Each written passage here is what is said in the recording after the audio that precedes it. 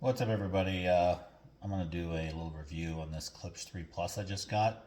I just bought one and I didn't find any other review videos out there. So I figured let's do one.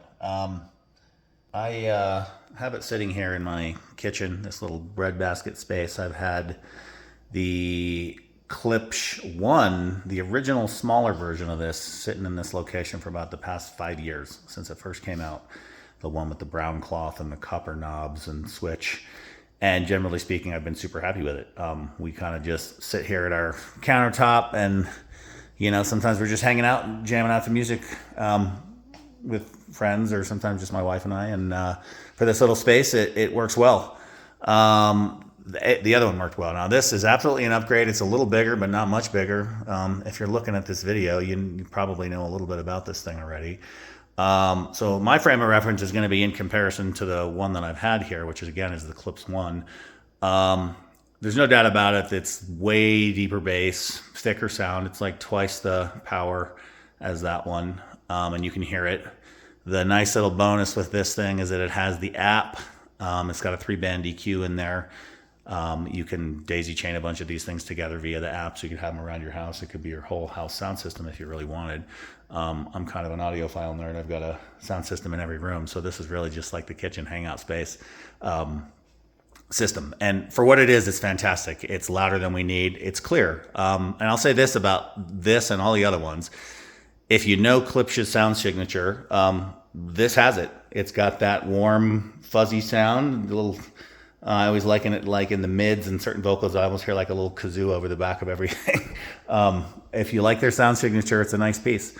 And I do. It fits the deal. The thing that this has, the other one didn't have that I like, is it's got a USB-C in the back and its own DAC inside of it. So I have a little cable back here that I've pulled out and can plug into my phone and, run straight in off a Tidal, get the MQA files in there. And it definitely sounds a little better than Bluetooth, although I will say the Bluetooth streaming, which is what we do most of the time here, is nice. The other bonus of this that I love that the other one didn't have, and you're seeing it more and more on new devices, that multiple Bluetooth sources connect at the same time. So my wife and I can both connect. And when I pause the song, she could then take over and start another song. I have another thing, a Moto Stream old school Bluetooth thing where like 5 people can connect. And you can always just jump over the top of the other person and just kind of kill their song. Whereas this has got a little more refined nature to it, and that the person playing has to pause and then the other person can start a song, which is kind of a nice little bonus that I don't think I saw anywhere on their website or in the documentation for it. The app is nice. It's got a night mode where you can click a button and it kills the bass. If you're playing in a room or an apartment or something with other people, the bass travels more than the rest of the sound, so it kind of kills the bass. You can play it at night without waking people up. Probably not something that we'll use, but it's a nice little feature. It's a good piece. I'd recommend it if you like Klipsch, if you know what these things are. The one downfall I will say is it's got a phono preamp input. I plugged in a little old JVC turntable that I have in my garage. It's like an 80s automatic table, and it's like the worst sounding table I have in here. I've got a couple Techniques, a Pioneer, Essential, Project Essential, whatever. But this one happens to have, I use it in my garage, and it's got a OM Red cartridge on it, and it sounds decent in the system for what I have. I plugged it in here, and it sounded real thin. And it doesn't sound real thin on the system that I have in the garage through a Denon amp and through some Boston Acoustic old bookshelves and a sub.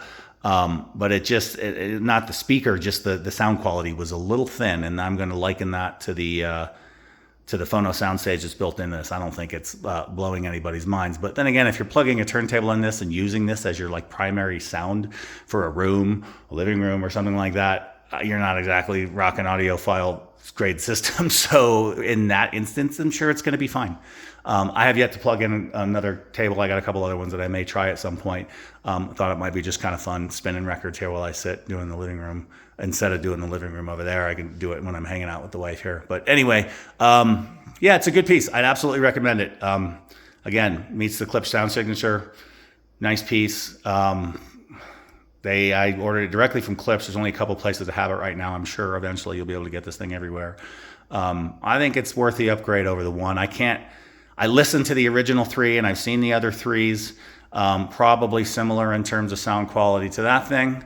But I would play it, but I'm using the phone to record it, and that's my source. So you're not going to hear any sound here, which you wouldn't hear a great sound quality over the phone recording anyway. So yeah, that's it. Hope you like the review. Go get one. It's a good piece.